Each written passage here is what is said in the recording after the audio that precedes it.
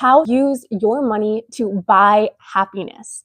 And not like random, fake, fleeting happiness, but real long-term happiness. In this video, I am going to be sharing my journey through doing this and how I have been able to use money to buy meaningful happiness in my life and how you can start doing the same. So let's get into it. This video was inspired because last week I decided to book a last-minute trip to visit my family in Vancouver. Currently, I am in Vancouver when I'm filming this. I live in Toronto. If you are not familiar, that's like across Canada. So like a 5.5-hour flight across Canada. And last week, it was my mom's birthday. And I was on the phone with her a couple days before her birthday. And after I hung up on the phone with her, without getting into too many details, I was like, dang, I want to be with her. I feel like she would definitely be really happy if I showed up. And I booked a flight to Vancouver a day and a half before my mom's birthday. And it was more than double the price of what a flight typically would be to Vancouver. And that flight to me and that experience was worth so much more than what I paid for it. And that brought me so much happiness. It brings me so much joy right now, reflecting on this in Vancouver, saying that I was able to do that and use my money in that way to make my mom happy and to show up for her and show up for just her in this one instance, and spend quality time with her and the other friends and family that I have here. It makes me so happy that I was able to do that. And that would have not been a thing I was able to do without money. So that is the inspiration for this video. And this video will be talking about the ways that we can use money to create those instances of joy more consistently throughout our life. But also, I do want to draw attention to the fact that this happiness that I'm talking about is more like a fulfillment, right? Like using money to really feel fulfilled and get like a deeper level of happiness, not just a fleeting happiness.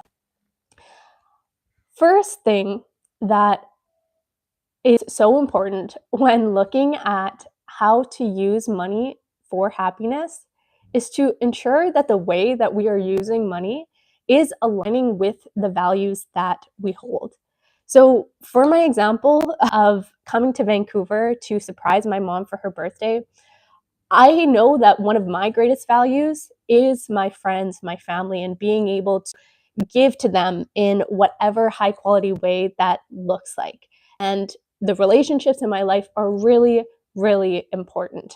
And knowing that of myself, me paying over double the price to when I felt like, my mom would be happy and almost needed me in a sense to be around to improve her well-being was totally worth it for me to spend on because it was so in alignment with my values. So the first thing to do when deciding where to spend money is to become a little bit more self-aware and recognize where your values may lie.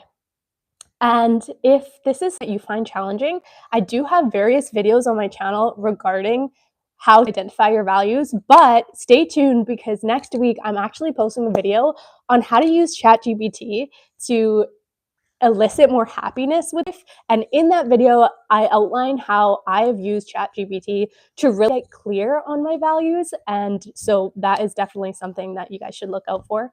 So first things first is identifying those values and then spending money on things that align with those values, right? And avoiding that comparison trap, avoiding focusing on what other people are spending their money on and focusing what matters to you.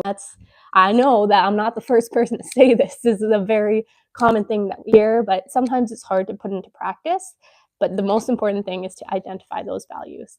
And then we get into the next section that I want to discuss, which is changing your perspective on money and fully seeing money as a tool and not an end goal.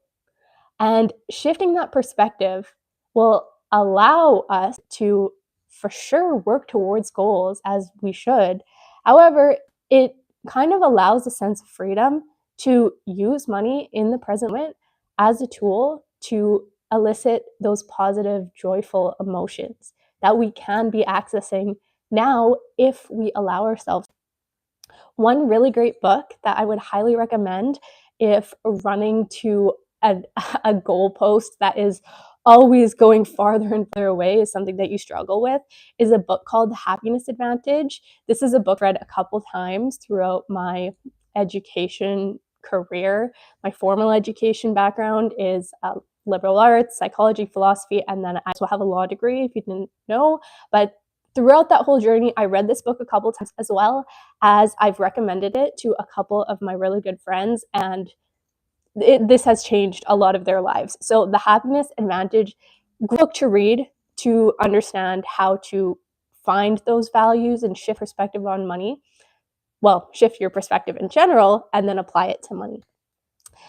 Next thing I wanted to, next thing that we're going to go into is that now that you have been able to identify your values and then try to start seeing money as a tool rather than an end goal, it's about integrating these together by setting financial boundaries so that you can say no to things that don't matter to you and don't align with those values, and have more space to say yes to things that do align with those values and that will really resonate with you to the core. So, for example, I'll give a personal example. Right now, I'm in a space where I don't need a car, and I do drive, and I've had multiple cars in my life, but I don't really see the benefit of spending money on a car when I don't usually go places. I work from home. I do a lot of things locally. The gym is local. The grocery store is local. Like, I just don't need a car. And it costs more money for me than it's worth in terms of value and alignment with my values to get a car when one of my high values is freedom and flexibility. And to me, having a car at this day and age and stage in my life is actually going against that value, because without a car, I can pick up and go places and not feel financially strapped with that car. Think about, what am I going to do with the vehicle?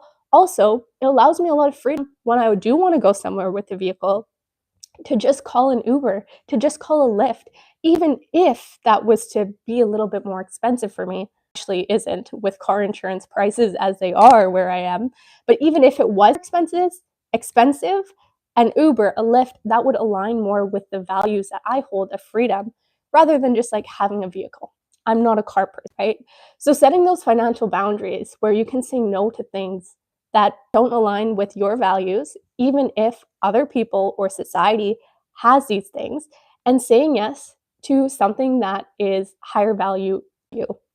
So one example of something that is higher value to me that I recently said yes to is booking that trip to visit my mom last week for her birthday, last minute, paying more than double the price. I paid an extra $50 or $100, something like that, so that I didn't have a layover in the middle of my trip. So it was a 5-hour flight from Toronto to Vancouver, and there was one option with no layover, and then there was an option with a layover, but it was $100 cheaper. And if I wasn't thinking value-based, if I wasn't thinking about where, like, saying no to that car, saying no to the things that didn't make sense to me, then I might not have the resources to say yes to not layover. To me, that layover, even though it was just a 2-hour layover and I could have brought my computer and I could have worked, I knew that if I had a layover that day, that night before my flight, I would be thinking about it. That morning, I would wake up dreading the whole flying process. And then throughout the flight, the first flight, I'd be like, oh my goodness, I have another flight after this.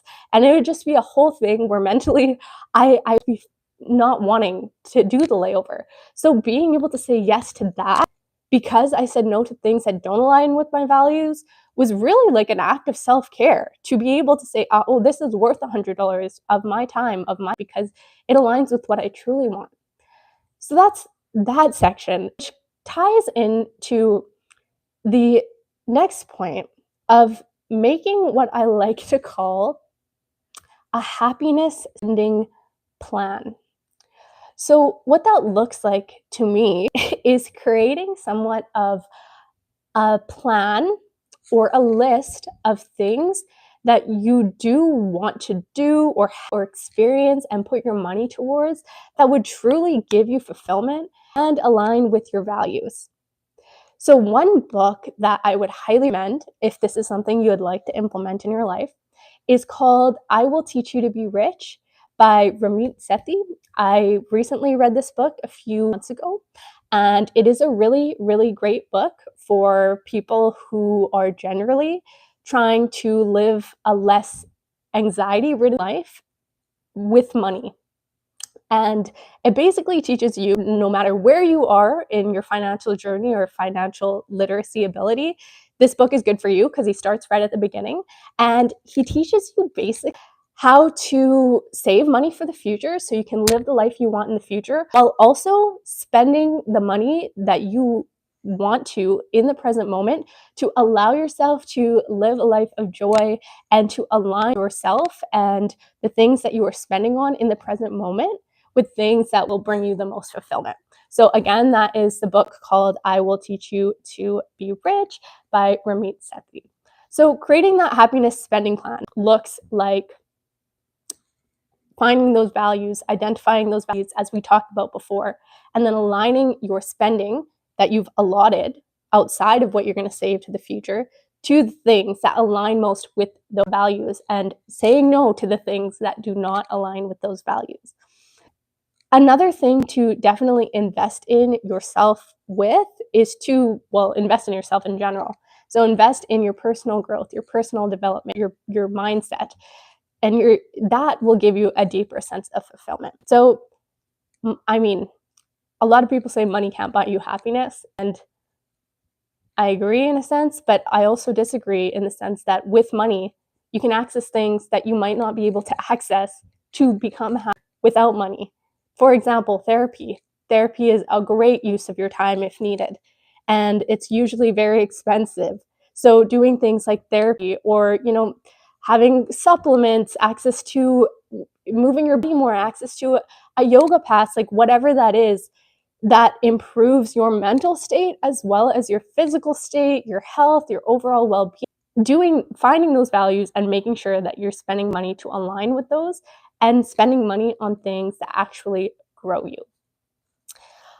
A couple other things to mention here is that the importance of giving money to get energy back is really a key thing when it comes to purchasing happiness in a way.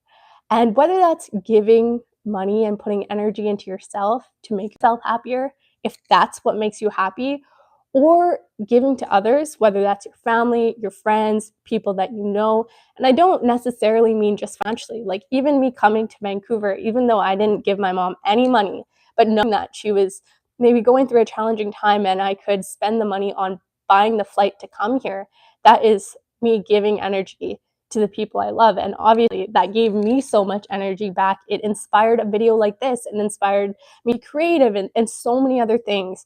So giving always comes back as well. And money is very energetic. And I have a lot of videos on my channel about as well. So you can check those out if you're interested. And final thing I wanted to mention is practicing gratitude for what you have. Money can buy you happiness if you use it in all the ways that I mentioned in this video, absolutely. But if your mindset is not one of abundance, of gratitude, of love, of joy, or if you're not working towards that, there will never be a point where all of a sudden it just clicks. It is so important to continuously practice gratitude for what you have right now. And on that note, I literally just filmed a video that is coming out next week on it's called An Expert's Guide to Gratitude. So if you're interested in, like, you're not just a beginner and you want to move forward with that, then definitely stay tuned for that video because that really ties into this one. Anyways, that is all for this video. I'm gonna have like an action step here at the end for you guys. I would love to hear what you're gonna pull out from this video, but also I'd say maybe if you don't mind sharing like one or two main values that you have that within the next couple weeks you are going to put money towards. And it doesn't need to be like a huge amount by any means, but like if one of your values is family and friends, like maybe putting $20 to being able to take 1 hour off of work if that's what your time is worth and go hang out with your mom and spend like quality time with her, right? Like tell me in the comments what you're going to be doing. I would love for you to commit to one thing over the next week to actually turn your money and use it as a tool to buy happiness and align with your true values. So let me know in the comments down below. Again, stay tuned for the videos that I mentioned throughout this video that will be coming out next week. And thank you so much for watching. I will see you in my next video. Bye.